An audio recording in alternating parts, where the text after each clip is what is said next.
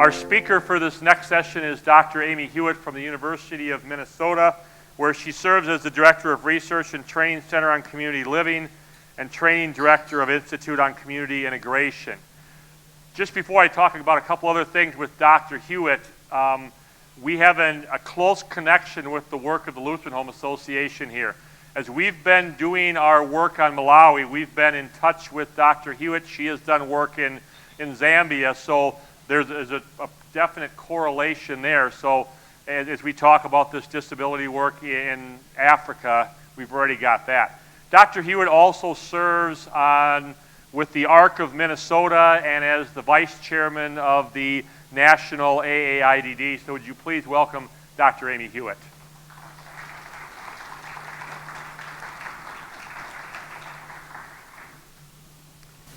Good morning. It's great to be here. How many of you have been outside yet today? I see only a couple of hands, and I'm happy to report to you that it's blue sky and sunny outside. So that's what you have to look forward to this afternoon. I have about 30 minutes to share with you the intersection between my work life as a researcher at the University of Minnesota that focuses on issues related to people with intellectual and developmental disabilities, and then some work that we've done over the past 5 years in the country of Zambia. It's an impossibility to do in 30 minutes, but I'm going to give it my very best shot. And to give you a context, people with intellectual and developmental disabilities have lifelong disabilities. It's an indication that those disabilities usually developed at a very young age for those children. Autism is a disability that you probably hear a lot about in the news, and autism is a developmental disability. I also do a lot of work around community living and trying to understand what community living is and how to support people with intellectual and developmental disabilities to have full and rich lives in communities of their choice. And then I'm going to bring that together with work that we've been doing in Zambia to try to promote some of the same kinds of opportunities and life in the community for citizens in the country of Zambia who have intellectual and developmental disabilities. As part of a context I want to lay is just to remind you that in this country, there are lots of ways that we promise citizens with intellectual and developmental disabilities the right and the opportunity to live in our communities. We do that through legislation. We do that through policy. We do it very often through litigation and mediation kinds of activities. And we also do it by bringing together research with policy and practice and trying to move our thinking about opportunities and what people with intellectual and developmental disabilities need to learn and to grow and to have good lives in their community. We also make a promise through the United Nations Convention on the Rights for People with Disabilities. And as you are listening to my remarks this morning, I want you to think of two things. I want you to think of the fact that Zambia was the very first nation to sign on to the UN Declaration on the Rights of Persons with Disabilities, and that the United States has not signed on to the UN Convention on the Rights of People with intellectual and developmental disabilities. Over the course of my career, and I reach a milestone birthday in about 10 days, which I have fully embraced, so my career has spanned a little over 30 years now in this field. The concept of what we think about community living has really changed. When we first started our research and training center, it was really about getting children and adults out of places like the Faribault Regional Treatment Center in Minnesota, or Cambridge State Hospital, or the Minnesota Security Hospital, or all kinds of institutions across the United States like those where people were kind of sent and often forgotten about by their community members. And today we've embraced a much more complicated and complex notion of what it means for people to have a life in the community. And it means the things that you see on this slide. It's about having a choice of where and with whom they live, having opportunities to work and get paid money for the work they do, about being able to do the things during the day that they like, simple things like being able to choose what they have for breakfast, being able to choose what clothes they wear, being able to choose what time you go to bed. Most of us are afforded those daily rights and opportunities, and many people with intellectual and developmental disabilities in this country aren't afforded those same opportunities and rights. It's also about being able to have meaningful relationships with people you want to have relationships with, family, friends, neighbors, that kind of relationship.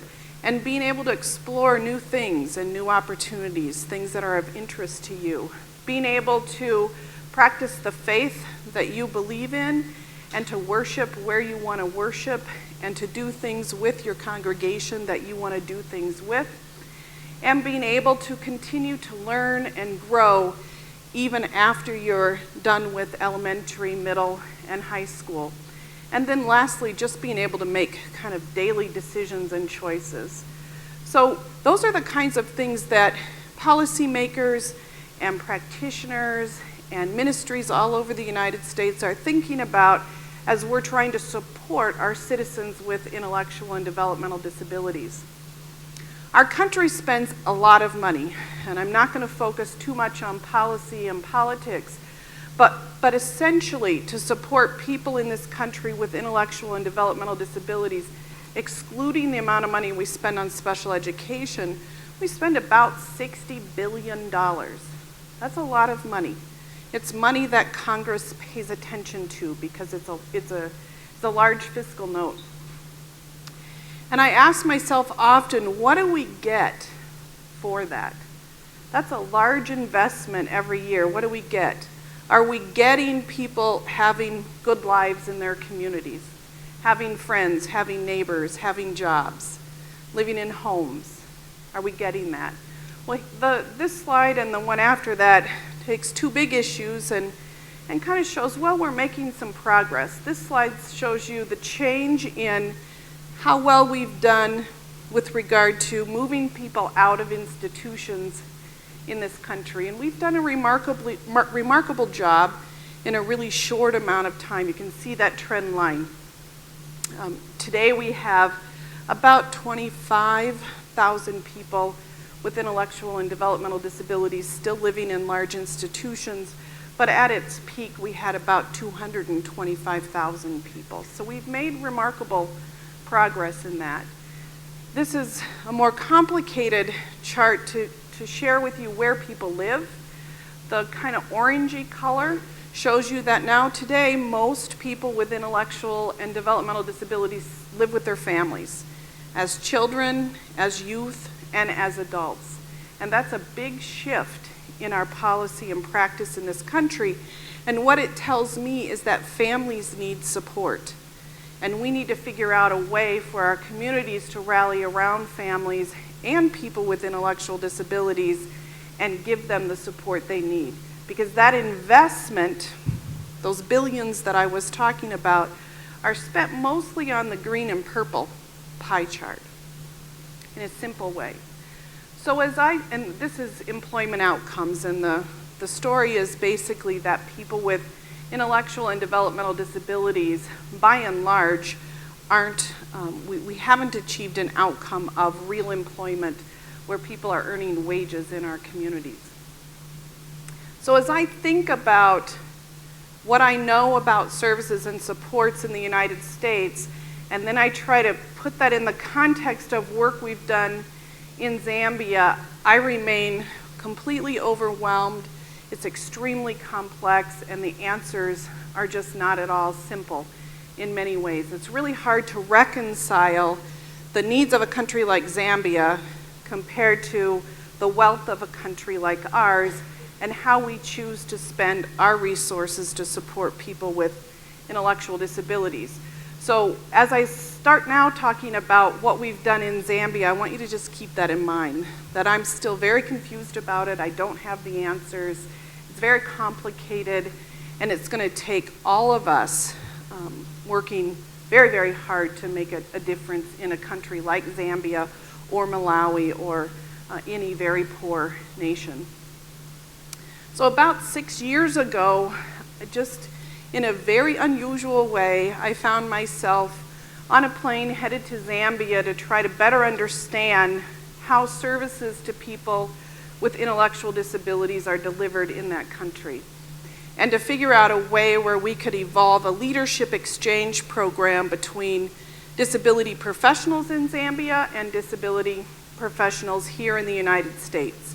And I'd never done any work like this before. I went to Zambia and I had the support of the organizations that you see here, Fraser, the ARC, Opportunity Partners, our center. We're all partners in trying to figure out what could we do to make a difference. And it was really the sister of a man with Down syndrome who sparked an interest and got these organizations to take an interest in what was going on in Zambia. Her parents had been well connected to a Catholic missionary program her whole life, and she'd heard about it her whole life growing up. They were in the printing business, and as they would retire a printer, they would ship it over to the missionaries in Zambia, and they used those printers to publish the only newspaper in that country. So she was in South Africa for something else, and she decided, oh, I'm going to go up and check out this missionary that I've been hearing about, this mission work. And she really got hooked, and what she realized very quickly is that most social services are provided by the church in the country of Zambia. And what she realized around disability services are that they were pretty much non-existent, and those that did exist were very, very different than here, and that people really weren't getting opportunities. So that she sparked an interest in getting us to go over there. A little bit of context for you around the country of Zambia. It almost always is in the bottom 3 to 5 countries in terms of being the most poor country in the world. It's known as a very peaceful country, very friendly, very hospitable. I certainly found that to be the case every time I've been over there. They were colonized by Britain and gained their independence actually in my birth year. So I just gave away the critical birthday that I have coming up. They're a Christian nation, and their primary language is English. That's a little misleading, though. That is their national language, and they speak about 60 different native languages. The primary language that most Zambians speak is a language called Bemba. The life expectancy of a typical Zambian is, I usually say around 50, because depending on the data you look at, that's about it. It's quite different than in this country. And one of the biggest reasons for that is many, many children die. A female in that country, on average, has about 6 children, and the reason for that is that women know that not all of their children will live. The 2 primary leading causes of death in Zambia are HIV/AIDS and malaria. And nearly everybody in the country lives in poverty in a way that most people in the United States just could not relate to. And their national population, these figures are not accurate, but they're the best we have because they do take a census, but it's not a very sophisticated census. So there are about 13 million people in the country. In terms of disability services, to give you perspective, the first time I went for 2.5 weeks. I saw every single disability program in the entire country in that 2.5 weeks of time. So from my perspective, that means it's pretty much non-existent. What does exist are what I would call residential schools, a very old model approximating our large institutions in this country, though not as big, and not a 12 months out of the year kind of program. Parents could send their children there for 9 months.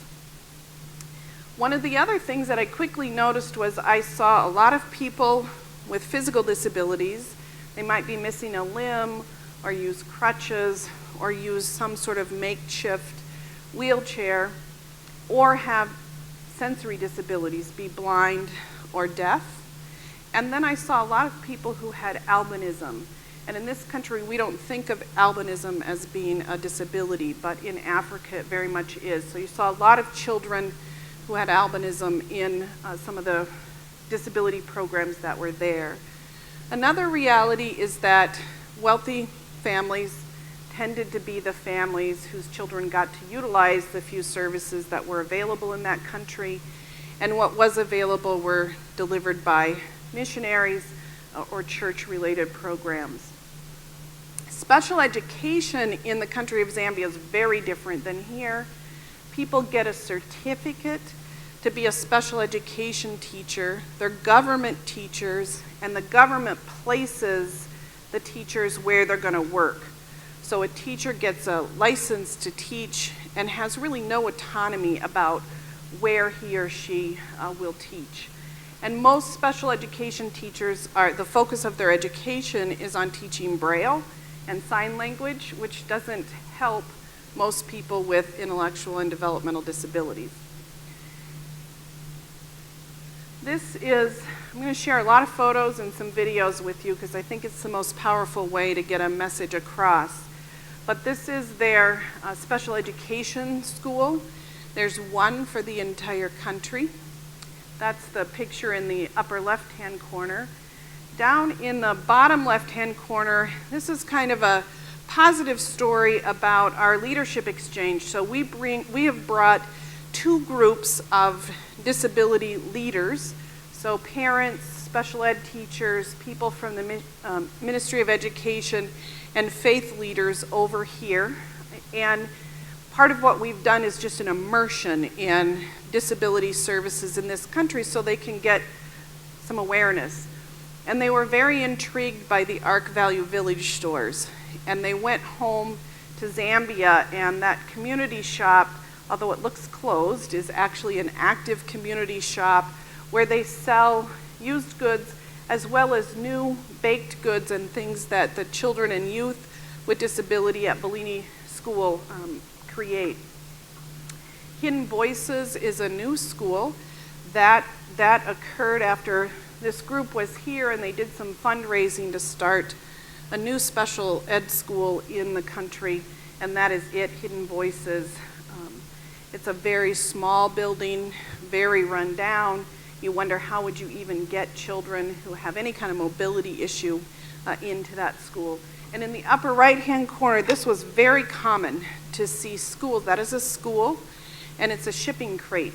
And the shipping crate has been painted, the doors and windows have been cut, and children are on benches around the edges of the shipping crate, and that's where they sit for their education.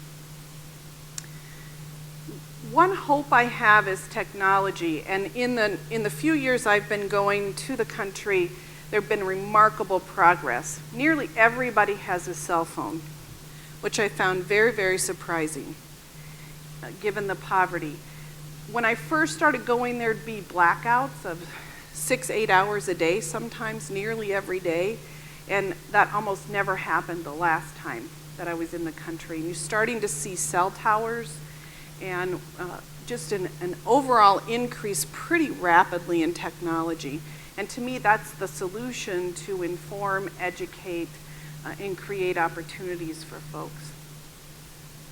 So we went over this last time we were asked to come over by the group of leaders to do some training around autism and to teach, because when they were over here, they saw a lot of programs that supported kids with autism. And they felt like they had kids with autism, but they didn't have a word for that. They never heard of autism before. And so we went over to our initial thought was we were going to teach them how to assess and figure out if kids had autism. Well, we quickly just kind of threw all our plans for what we were going to do out the window because it just wasn't going to work. And we had all kinds of technology. There's this really cool assistive technology program called Proloquo Go that teaches children who are nonverbal how to use an iPad to communicate. And again, even though we had iPads, we had the software, we we quickly got rid of it and used much, much more primitive kind of approach to teaching people the very basics about what autism is, common characteristics.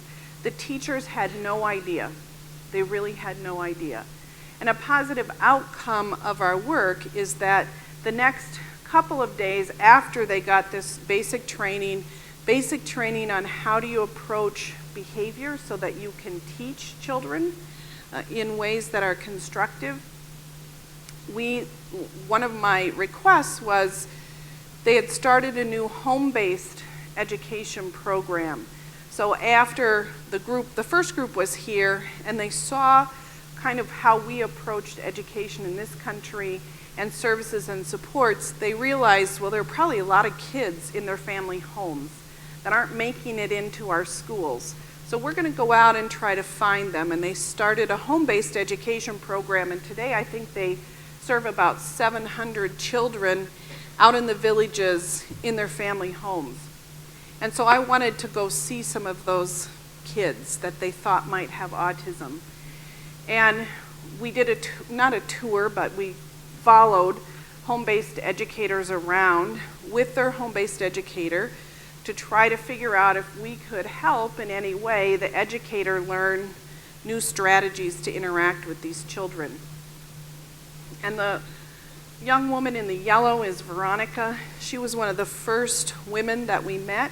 She lives way out in a very, very remote village, no electricity, about as remote as you could get. And her home-based educator, after going to our training, thought maybe she might have autism.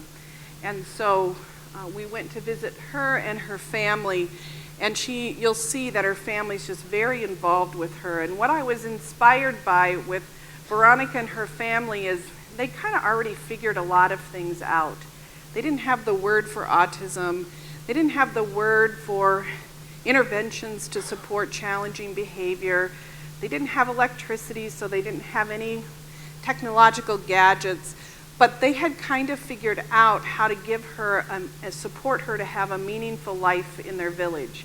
And I'm going to share with you just a little bit about that if we can choreograph the technology, because I am dependent on our folks over here to show this video, and I'm not going to show the whole thing, so I'm going to cue them to turn it off, and then I'll talk about it.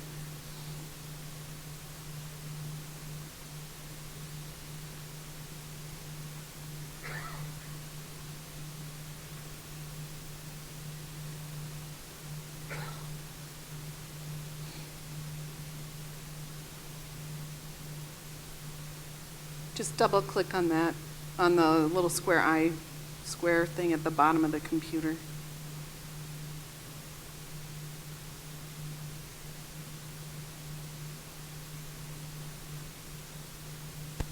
There you go. Pounding. So quickly she went to get the motor for her to pound. So there she has seen. We shall see what she's going to do. She says she really likes that. So activities like that is something that... Not a very well-trained camera person.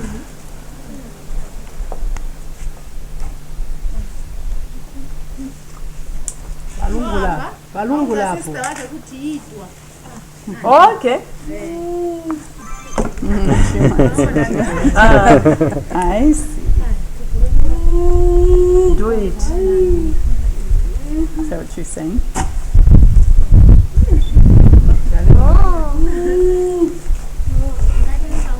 You can stop it now.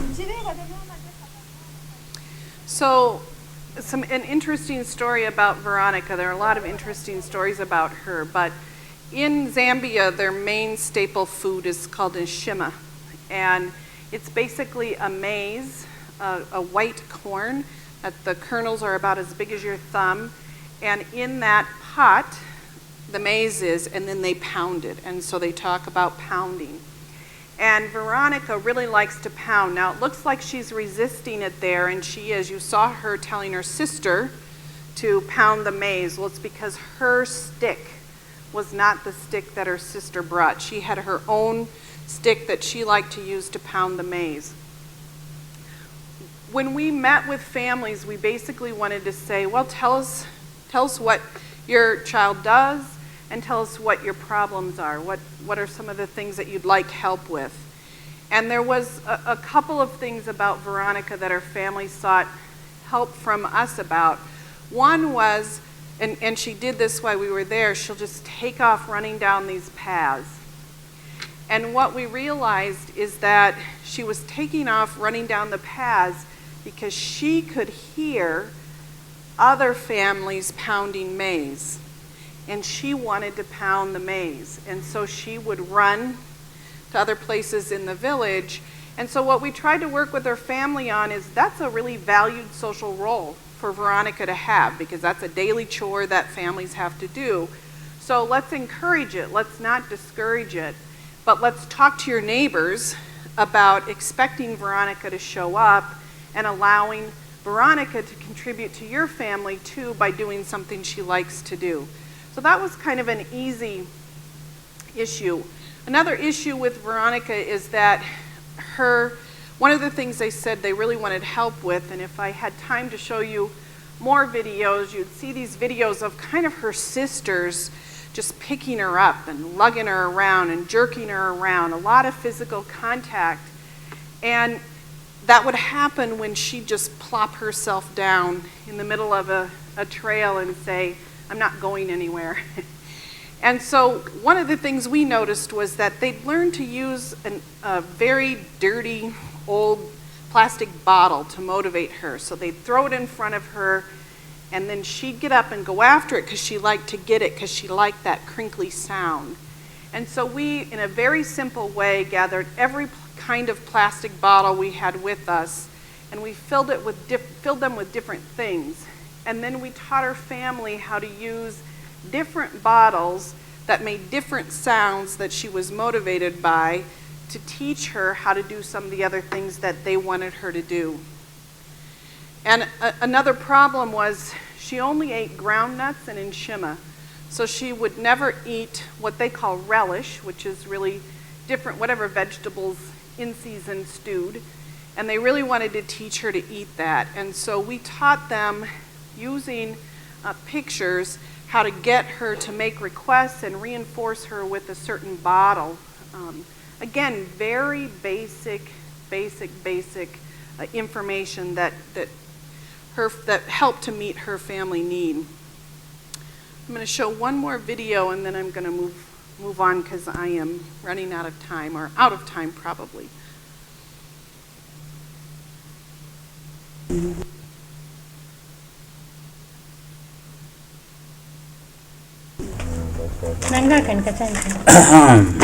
Just come.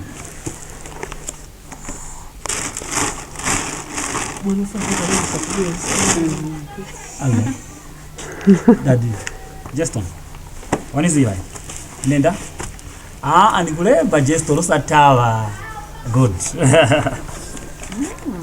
So this is what he does. This is what he does.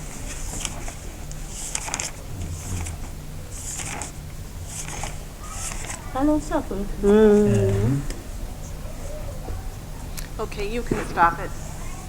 So this is Gaston, and a young boy who lived in what they call a compound. So it's like these very large neighborhoods right outside of the capital city. And his teacher had been in one of our trainings and said, oh, I think that he might have autism. Can you come visit him while you're here? And we did. And in Zambia, they have a national curriculum. So all children are educated using the same curriculum, and it involves these little booklets, and you saw the little booklet. And the idea is you start with booklet 1 and you go up to whatever booklet, and then you're done with school.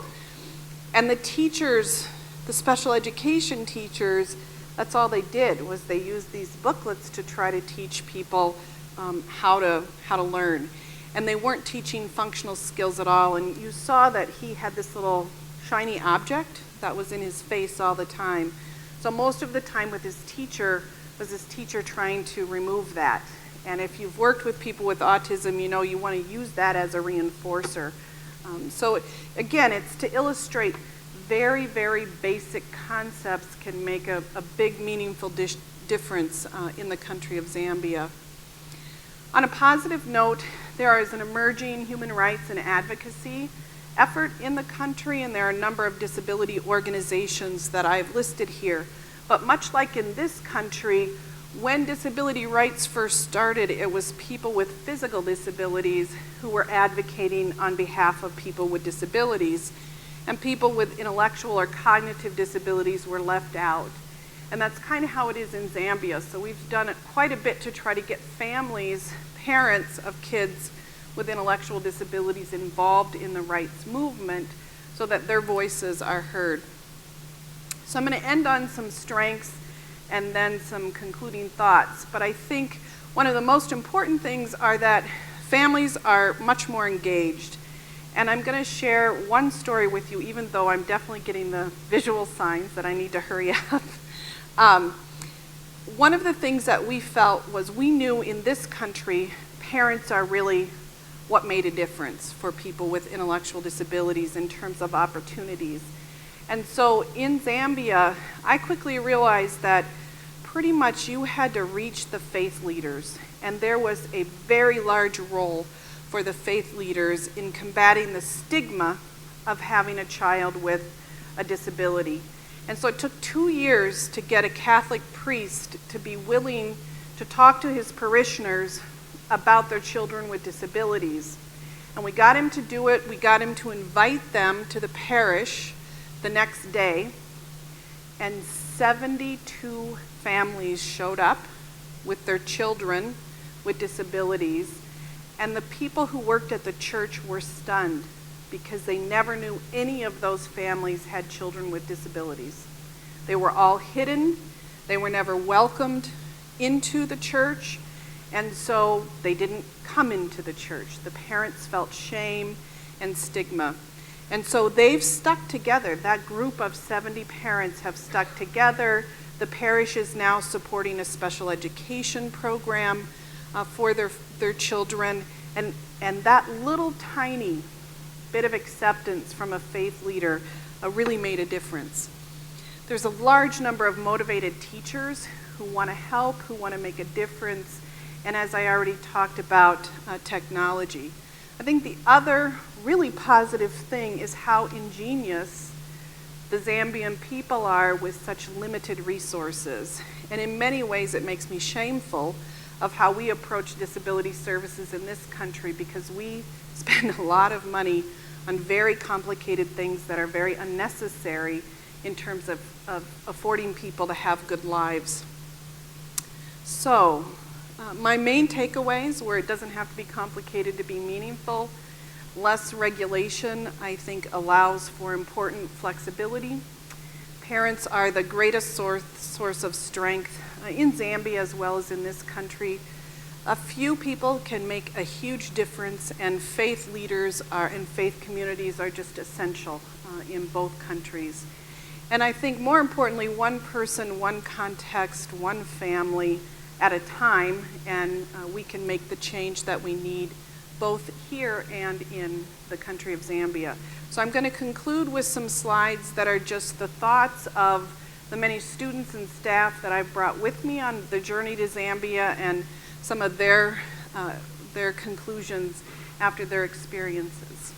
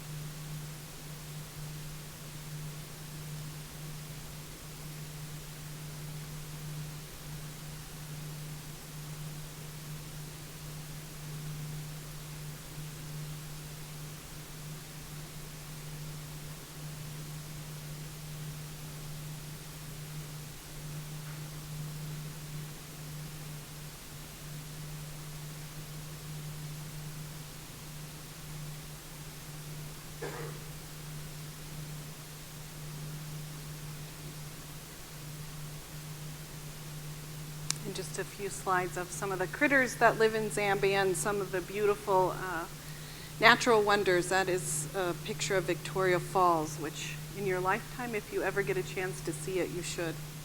Thank you.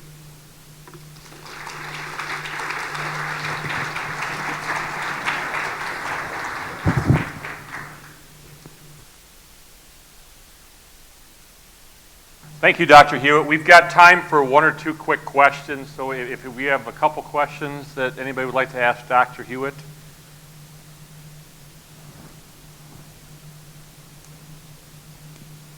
Early on, you mentioned a disease that is, or some albinism? Albinism. So it is the term to describe people who you might know as being albino.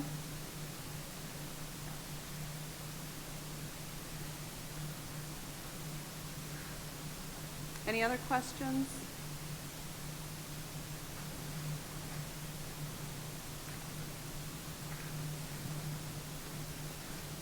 Looks like we have one more back here.